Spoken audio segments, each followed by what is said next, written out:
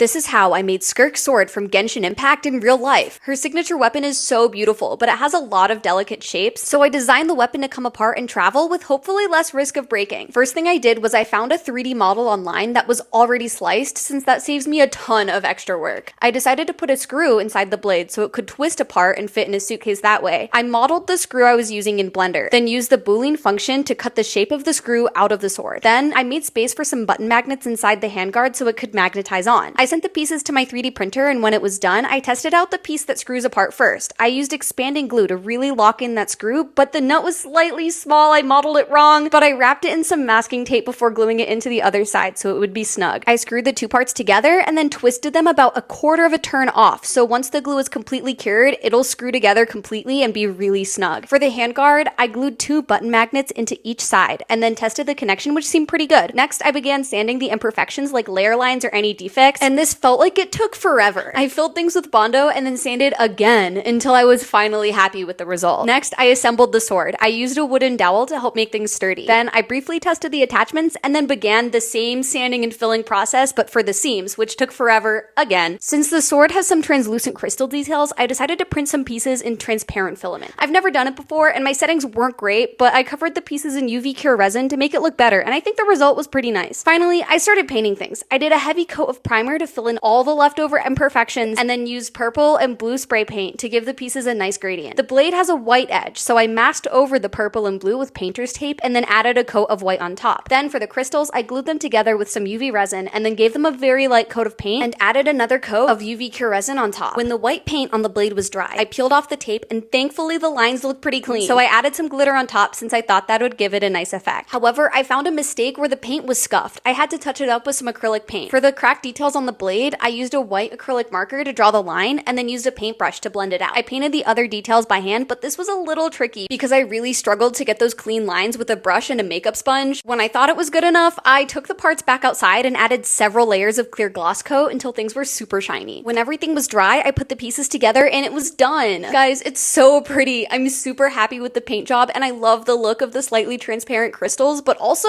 how does Skirk even hold this thing? It's kind of awkward and unwieldy. Just gonna hold it like this.